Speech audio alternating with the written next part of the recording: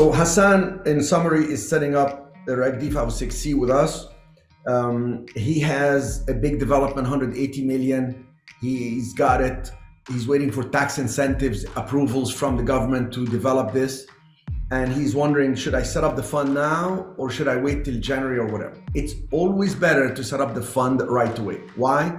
Because when you start raising money in 2024, January or whatever, you can say, this fund has been set up since last year. When you set up a fund, you're under no obligation to start raising money right away and having to deploy it. Also, when you have the fund, since it's a fund, not a syndication, you can also have other assets as well. So if another small deal came up and whatever, you're already having the structure. What people struggle with is they're not ready when a deal pops up. They neither have money, nor they have structure, nor they have strategy, nor they have anything. And then they see a good deal and they get frustrated. Well, it's hard enough already when you have a strategy. So why not, and you already are well established, have good background, set up the fund right away, line up everything, keep pushing for the incentives, and start talking to investors. When it's a go time, you got lenders lined up, the deal with the incentive, the fund in place, and everything comes together. That's my suggestion.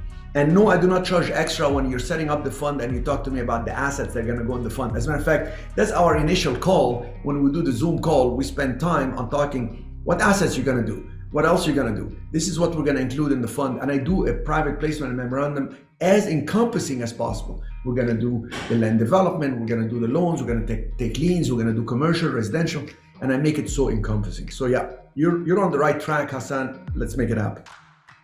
And his second question is, in the event I decide to set up a JVA between my fund and Cherif's fund, are there any fees?